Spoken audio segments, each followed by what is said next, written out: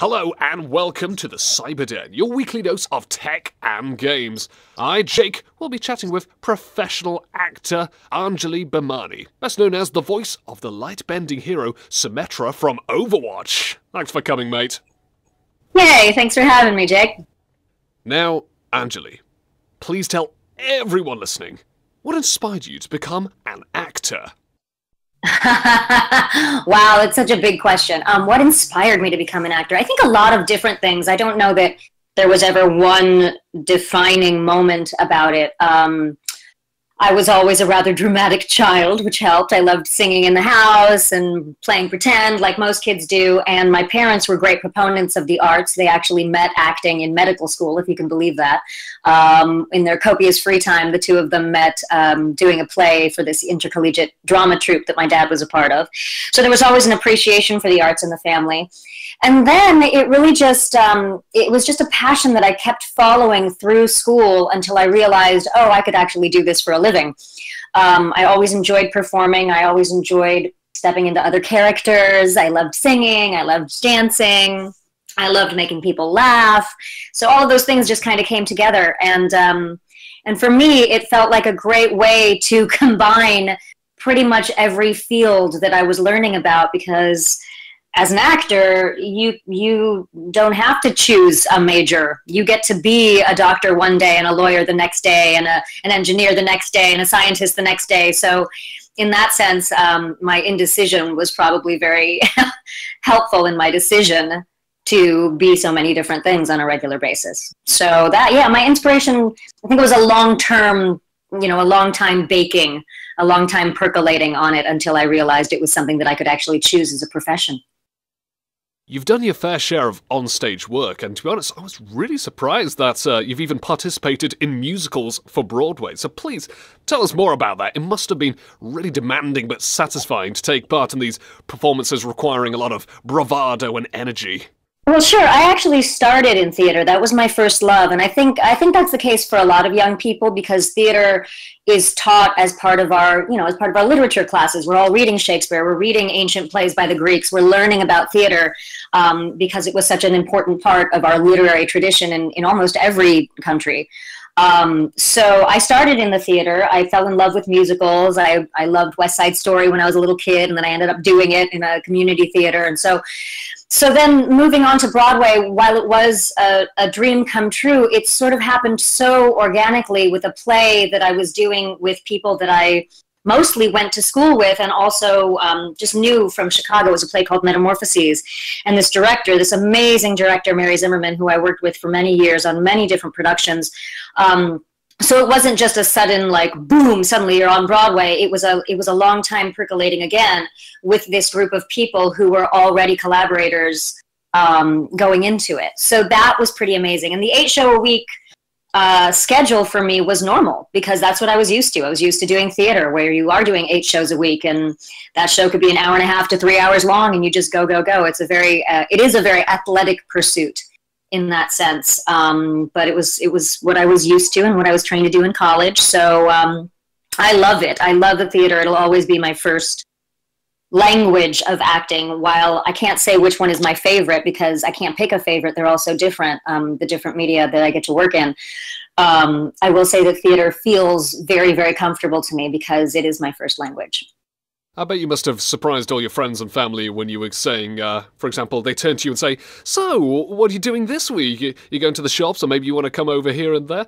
"Oh, no, I'm busy. I'm just going to do like 7 or 8 Broadway plays." "Oh, right, okay, wait, what?" Well, the funny thing is, I mean, again, my whole family and anyone who knew me was used to it at this point, because I'd been doing it for so long. I went straight from college into professional theater. I was very, very lucky to make that transition very quickly without too much of a lull. And even when I was in school, when I was in grade school and when I was in high school, I was doing shows outside of school. So it wasn't too much of a surprise to the people who knew me, and pretty much anyone who was in my life at the time knew that the only time you were going to see me was during the day or late, late night after I'd finished a show. You've taken part in many projects, but more famously as the morally ambiguous lightbender Symmetra from Overwatch. Now please tell us, how did you get the role? Do you enjoy playing the character? And if so, what is it that you like about her? Well, three-part question, three-part answer. How did I get the role? It's a pretty straightforward story. I got the audition from my agents. I sent in the recording, my performance, and then that was it. I was very lucky to be cast by the folks over at Blizzard and Andrea Toyas, who is the voice director over there and also the casting director for most of the projects. And I love doing this job. I mean, there's such a, how often, you know, in life do you get to live out the dream of being a superhero? And when I was a little girl, I wanted to be Wonder Woman. So it was just a perfect step into this. And I'd also done a bunch of TV and some other voiceovers before this, so it wasn't a completely random segue into a different field. It was just another branch of the tree of acting, if you will. So I love recording, because getting to work with the people in the room, particularly Andrea and Michael Chu, who's the writer over there, the head writer at Blizzard.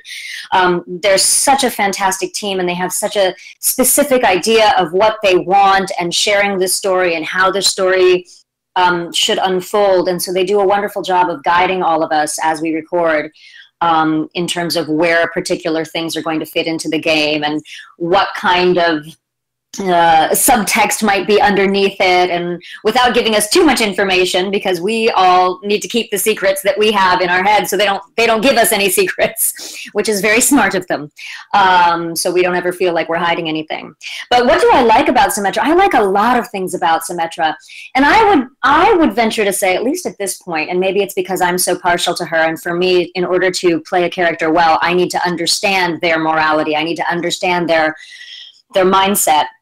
I don't so much believe she is morally ambiguous. I think she really does believe that she is doing good in the world. It's just whether she is aligned with the right company to do that, and whether they are sending her on the right activities to stay within her moral compass is in question. And I guess we'll find that out as time goes on.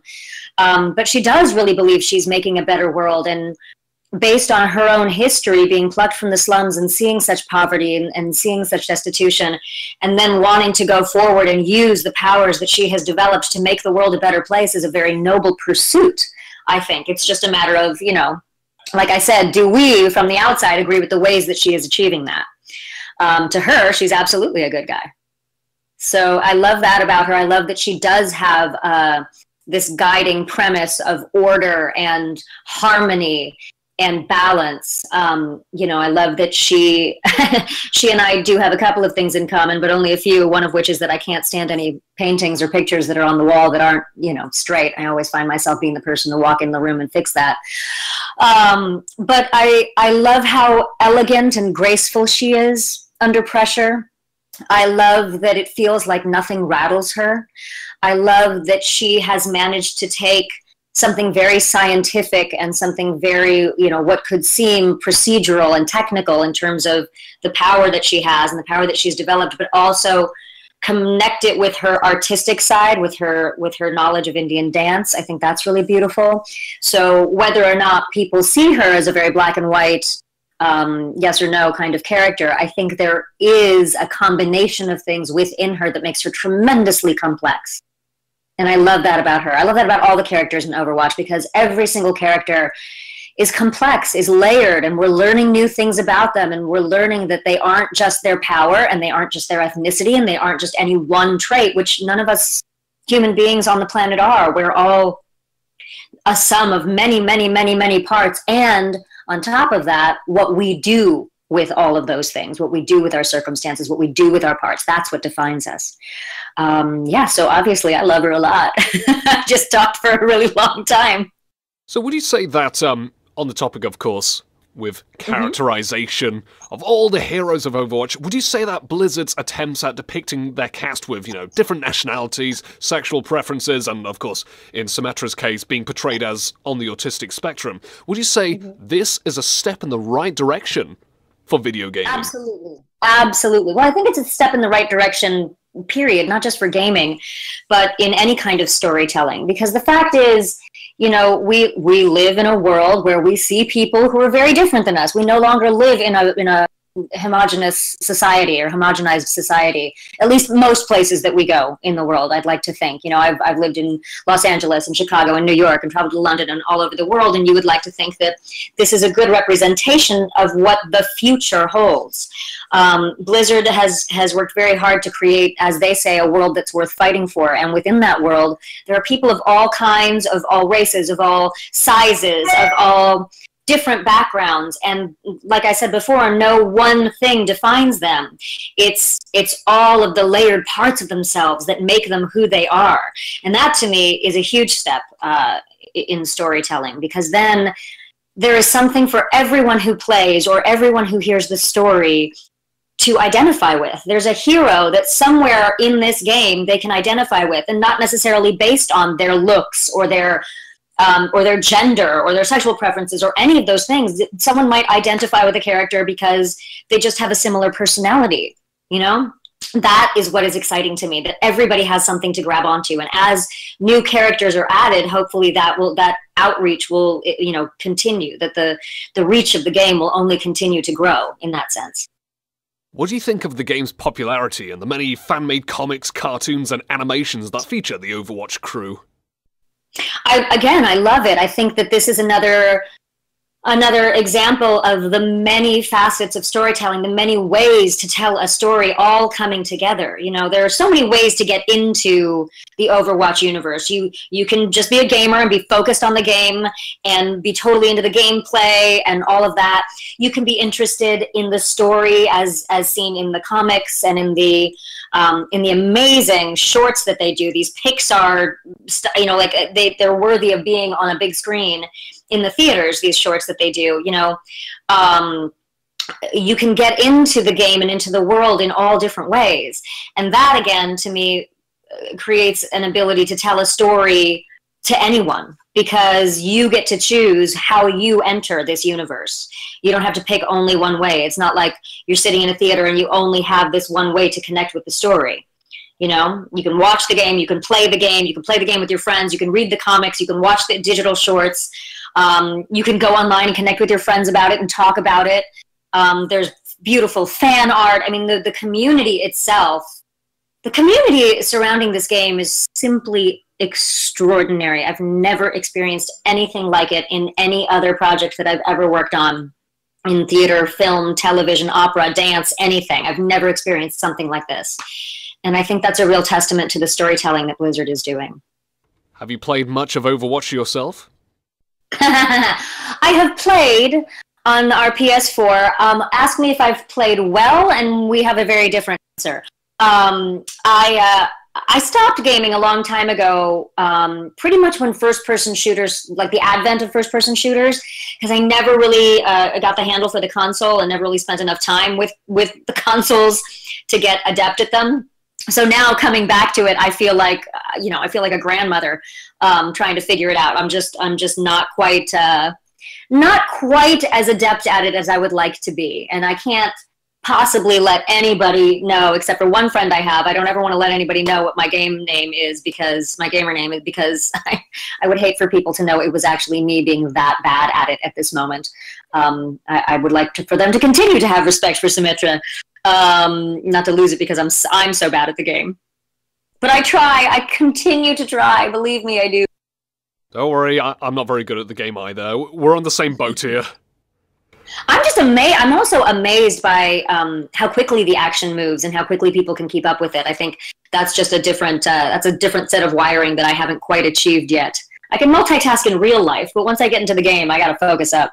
Hopefully, you know, cross fingers on this one, that none of my wonderful listeners out there are tuning in, listening to this and thinking, what a filthy casual, can't even master Overwatch.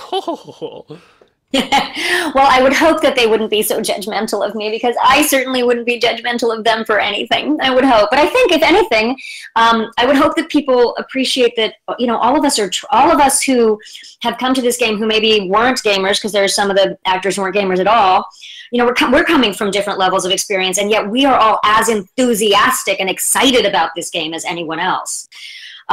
We love this community so much. We love supporting this community. Whenever anybody tweets me their play of the game, I get really excited because I'm like, how did you do that, first of all? And second of all, great for you. So I'm probably a much better cheerleader at this point than I am an actual player. But I know that many of the other voice actors do play and play well. So those are the guys to hit up at this point. So do you think there's any possibility of getting all the voice actors in one game and saying, fight amongst yourselves? All of our voice actors, I mean, that's a lot of voice actors in countries, so I don't know that that's going to happen. But I do know that several of the voice actors have played together on their own time. And so it's not unthinkable that, you know, it would be possible to get a 6-on-6 team against each other. Is Symmetra your favorite character to play as? I've mostly played Symmetra just because I feel like I should be able to play Symmetra. Like, that's the one that I should know how to do. At the same time, I have played, you know, I've tried the practice range and everything with the other characters and discovered that I would probably be better at any other character than Symmetra, which makes me just more stubborn and think that I really, really, really need to focus and start learning how to do Symmetra. Still, it must be pretty cool to actually meet up with the fans in person on conventions around the world. It's the coolest thing ever. And I'm not exaggerating because, look, for me as a performer, and I think I speak for many others, for me as a performer, one of the greatest joys is getting to connect with your audience and hear how something might have affected them, how hearing the story might have affected them. Because you don't want to tell a story in a vacuum, then what's the point of being an actor? You know, you need an audience. You need someone who's hearing the story. And so to meet people in person, it's phenomenal to hear how this game has affected people's lives. And it's very humbling because I know that I and the other voice actors, we are merely one tiny part of this huge organism that is Overwatch. So certainly can't take credit for it. If anything, I'm just excited to have a broader voice to be able to share the enthusiasm with everybody in person by traveling around and kind of like spread the gospel of being good to each other and of a world worth fighting for, and that people have superheroes within themselves and that their superpowers may not be lasers and giant hammers. Their superpowers may be kindness and generosity and enthusiasm and art, you know. That to me is absolutely the coolest byproduct, the coolest part of, you know, doing this besides the actual acting part. Getting to meet people in person and hear how things might have affected them, particularly people who, you know, like in the case of Symmetra, people who may be somewhere on the spectrum or have a relative who is on the spectrum and they feel like, wow, now I have a representation of someone in modern day, in the mainstream, that is positive. And, you know, that's, to me, again, I think superhero stories, which we've been telling since the dawn of time with mythology, hero stories are not about us wanting to sit around and wait for a hero to save us. It's about us wanting to be that hero. You know, we all want to be able to step up and step into a challenge and take it on. And so the more inspired people get by playing this game, and if there's anything that I can do when I meet them in person to be able to do that too, to inspire them, that's the only reason to be an actor. Otherwise, what, you know, why share these stories? Then you're just playing pretend, and it's silliness. This way, getting to meet people one-on-one just means the world. It really, really does. Outside of Overwatch, but still in the sphere of video games, you've even voiced in Fallout 4 as the cold-hearted gang leader Nisha. So, was it fun to play a villain role for the Fallout series? Absolutely. It was a little bit tricky because I actually only got one session because it was just, you know, one particular DLC that Nisha was in at the time. So, and still is. So it wasn't as long ongoing a process, so I didn't get to live with the character as much. But yeah, no, it's always fun for several reasons. It's always fun to play a villain. For me, one of the things that's fun about it is trying to figure out how to make sense in my own mind of their logic. Because I would never do that in real life, but I have to make it make sense to them. Otherwise, they become you know, it just becomes a caricature. And she's really cold and she's really psychopathic. And it's so very different, or at least I hope, so very different from who I am in real life. It was kind of a delight to do it, yeah. Let's chat about the television work. You've starred on shows like Modern Family, The Sopranos, and much more. And you're starring in the upcoming movies Trafficked and Underwater Upside Down. So how exactly did you get into this specific field of work? Well, again, much like going into voice acting, from theater, television was kind of a natural offshoot because as an actor, my big thing was always I wanted to have the skills to be able to work in as many different media as possible. I wanted to be able to work wherever they thought they could use me. And so as about 10 years into my theater career, I had already moved to New York with Metamorphoses, and that's when I started doing more television. And that's when The Sopranos happened and Law and Order and some other shows there. So it wasn't so much how did you get into it as it was the next logical, it was another audition. And I was still auditioning for theater. I didn't stop doing one to do the other. It just happened to be the thing I was doing that day or that week or that month. But I love doing television, doing television and theater and voice acting and everything. It's not a completely different job. It's just a slightly different language. It's a little bit like speaking Spanish and speaking French and speaking Italian. They're all completely different languages, but they all are rooted in some of the same etymology. And so it's similar in that way, I like to describe it. No one is my favorite, but I do like each one for different things they offer. I love the intimacy that you can find in a performance on television or film that you might not be able to do in a 1,500-seat theater because the person in the back of the house isn't going to be able to hear you or see you from that far. So being able to achieve that kind of intimacy and storytelling in television is really special. On the flip side, there is the connection with people in the theater that you have that's one-on-one. You're all in the same room at the same time, so you're getting that energy back and forth that you don't necessarily get when you're on film because the audience isn't there and you don't know what they're going to see of your performance until the whole project is done, So yeah, getting into it was just another set of auditions, and it still continues that way. For all of us actors, we do as many things as we can, I think, and some people like to focus on one medium or another. But I am too easily bored, so I like to do a little bit of everything. Would you say on-camera work is perhaps a little bit more challenging than the voice acting and on-stage work? I wouldn't say more challenging. I would say differently challenging. I think anything is more challenging familiar with it. So when I first started film acting and TV acting, yes, it was more challenging than theater, but only because I knew theater. That's where I came from. For people who spent their whole lives doing film acting or television acting, theater would be a tremendously difficult thing. There's a whole different set of technical skills that you have to be able to be heard in a 1,500-seat theater than you have to be able to be heard on camera with a mic in your, right in your face. So there are just a different set of challenges for each one and a different set of techniques that you use in each one, and many of them overlap. And ultimately, it's all just about being a good storyteller. But yeah, I can't say which one is more or less challenging across the board because it really depends on the person and how they find their way into performing. And now it's time for probably the trickiest question for this interview. Yeah. 28. Damn, you got it! Can't believe it. Hey, I win. Okay, bye. Kidding. Okay, so, were there any memorable roles or moments when you were acting in front of the camera? Were there any? Yes, there have been so many. So many. Goodness. Well, I'll just say in recent years, I unexpectedly got to play a role that I would never have thought that I would be allowed to play, which was the role of an Indian mafia boss in the slums of India. And I had the honor of doing my scenes with Gary Sinise, who many of you know from his film work and his other television work and whatnot, but I also know from his theater work at the Steppenwolf Theater Ensemble in Chicago. I mean, he's just legendary. And apart from being an incredible guy, he also happens to be an incredible actor.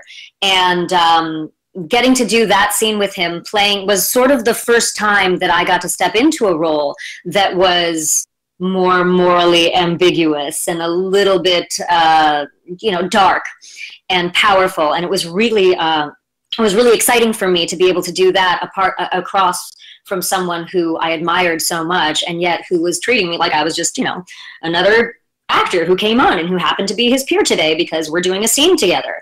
And that was really, really just a special, special experience. Plus, it was right around my birthday, so the crew sang happy birthday to me and gave me cake afterwards, which was like, you know, the cherry on top, which was extra, extra special. But I've had so many. I mean, I can't even, like, my brain wants to explode trying to think of the great experience that I've had, because every single time I do a role, there's always something beautiful that seems to come out of it, even things that I think I'm not going to enjoy doing. All of a sudden, if you keep yourself open to it, amazing things happen. You meet amazing people, or you hear from someone 10 years later who says, oh my gosh, I saw you in this play and it changed my life. And yeah, I can't just pick one thing. That one role with Gary was really special, but there are so many, so many. True poetry right there. True poetry. Well, just truth. Just giving you truth, Jake. Before we round off this interview, is there anything you'd like to say to all of your fans and admirers out there? Yeah, you know, some of the folks who know me know that I do this YouTube series that I've called I Am Fun Size. And I'm not saying that to promote it so much as promote what it's about.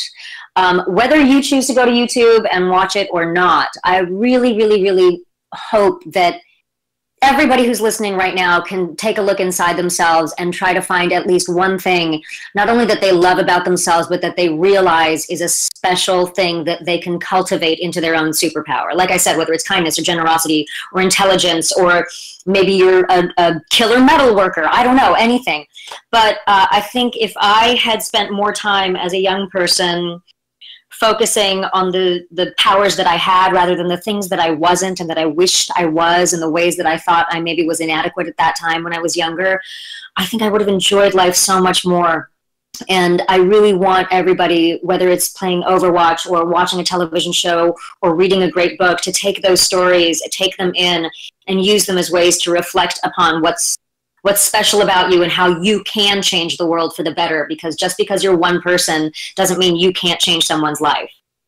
It's not as difficult as you think if you're just looking around you and being proud of what you are. So yeah, I want everyone to know that. And then go out and take that into the world and fun size your life, make your life fun, because we were built for that. We were all built for fun. And we should be having it, and we should be taking care of each other. That speech was so beautiful. I'm sorry, I'm just tearing up so much. All right, smarty pants. All right, Mr. Sarcasm. Yeah, all right. See what you're doing there. Okay, mister. Hey, no sarcasm at all.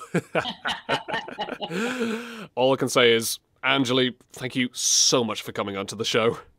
Oh, thank you. Thanks for having me, and thanks for working around my crazy schedule.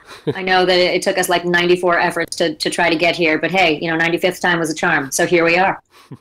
I'd also like to thank my wonderful listeners for tuning into this great interview on The Cyber Den, your weekly dose of tech and games.